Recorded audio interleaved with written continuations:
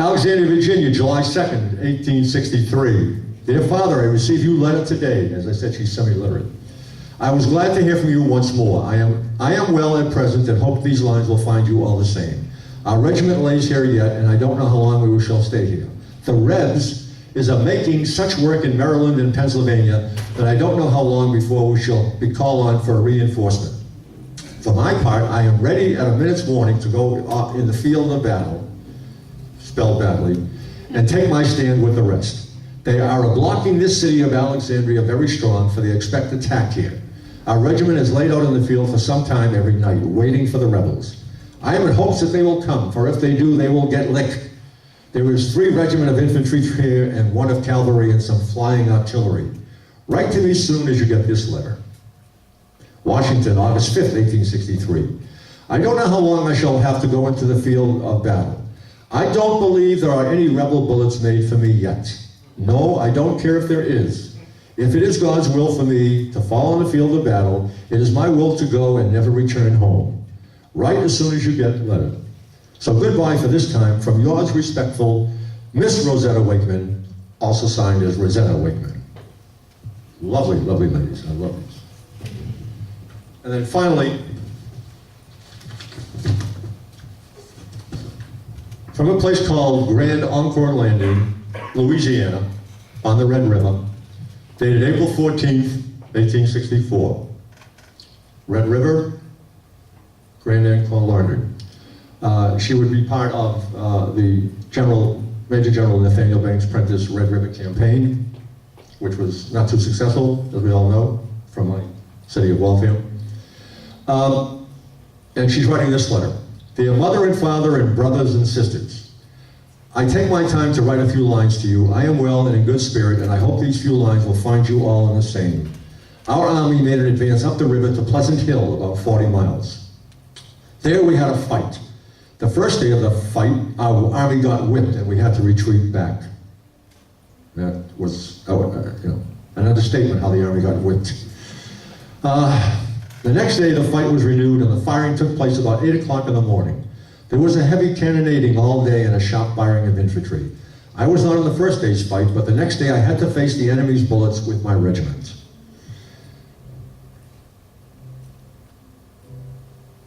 I was under fire for about 4 hours and laid on the field of battle all night long. There was 3 wounded in my company and 1 killed. Albert Weathermax wounded in the head. Ranson Conklin wounded through the hip. Edwin West had one of his fingers shot off. Joseph Blanchard killed. That is all that was heard in my company. If I ever wrote a letter like that to my mother, guys. I feel thankful to God that he spared my life, and I pray to him that he will lead me safe through the field of battle, and that I may return home safe. I received your kind and welcome letter the other day. I was glad to learn that you was going to work the ham farm this summer and milk 20 cows. I would advise you to buy the farm, and if you will, I will come home and help you pay for it, if I live to get out of the army. By that time, Robert, that's her brother, will be big enough to do a good day's work, and he and myself can work both of them farm like everything. I can't think of anything more to write at present, so goodbye from you affectionate Edwin R. Wakeman. 1 month later, Sarah would contract severe diarrhea and be transported for more than 1 month through the bayous of Louisiana. And finally, on June 19th, 1864, she will die before getting medical treatment. When you read about the Civil War and you read about some of the battlefields, like Gettysburg, like Shiloh, certainly in Antietam, with 23,000 men and women, both sides getting lost. The Red River Campaign is a totally disastrous military idea for anybody. It was done by Major General Nathaniel Banks. He was put in charge of it. He was told, go do it. He didn't want to do it. All the men he trusted that were actual military leaders told him, we cannot possibly win there. We can't possibly do anything. It's, we're fighting it on their territory. Just to get an idea, what percentage of Civil War casualties were actually from disease and not gunshot? Or... Right, okay. Anyway, it was a terrible place to fight a battle, and when she contracts something like diarrhea, and for a month they're transporting her all through the bayous and down places of Louisiana, and they still can't find decent medical care anywhere. That's why she dies. She is buried in New Orleans, or at least was, in New Orleans in a cemetery down there, and I tried to find out after Hurricane Katrina what happened to the cemetery, but they wouldn't get back to me, so I don't know. In answer to Tom's question, and ending, the Civil War, as we now know today, to step out of character from Mr. Barron, the Civil War was a total loss of 630,000 American lives, both North and South. Approximately 1/3 of each went from shot and shell. And between the North and the South, in proportionate amounts, about the same kind of 1/3 of each, 1/3 of each.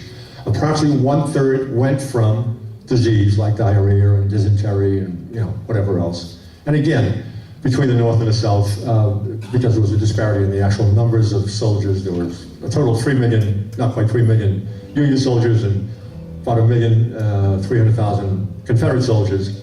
So about 1/3 of those, again, died from the diseases. And then again, the remaining 1/3, again, both North and South, will die from infections from a lot of these wounds. There was no such thing as real medicine in the Civil War. Medicine in the Civil War was a disaster. It was so archaic, it was as good as it was in the 1400s, never mind the 1800s. Like everything else, war will give mankind a way to find a lot of better things. We will develop better medicine, obviously, as a result of the war.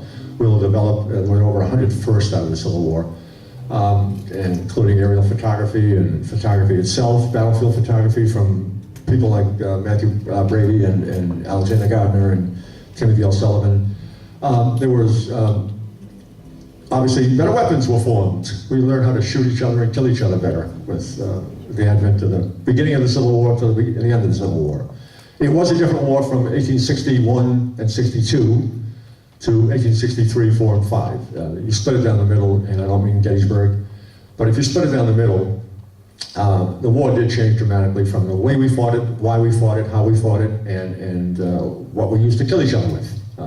Became much better, and it was easier to do with, by the time we got to 1865, it was so much easier to kill the other guy, and cleaner and quicker than it was in 1861. So, but it's, as I always say, the most dramatic and profound event in our history after the original American Revolution. We are a totally different country as a result of the Civil War. And I don't mean just in the way of our government, but in the way we think about each other, and the way we treat each other, and obviously the way we're fighting wars nowadays. So, what do you want to call these things? I don't want to call it a war. So, anyway, as I say, I'm going to do the complete program, and I'll read all, more of the letters and some other soldiers' letters on Wednesday night at the Charles River Museum.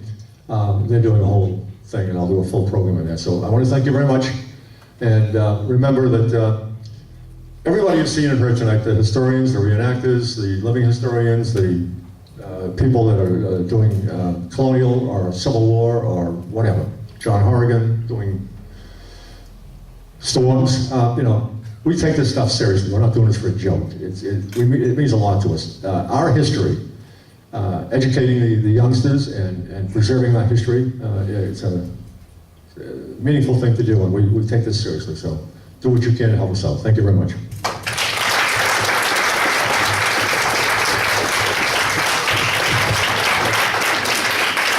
David Smith, ladies and gentlemen. There is no other Civil War historian like this man.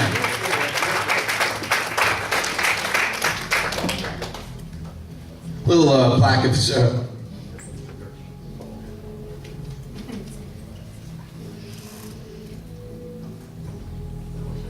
Great, thank you, David Smith.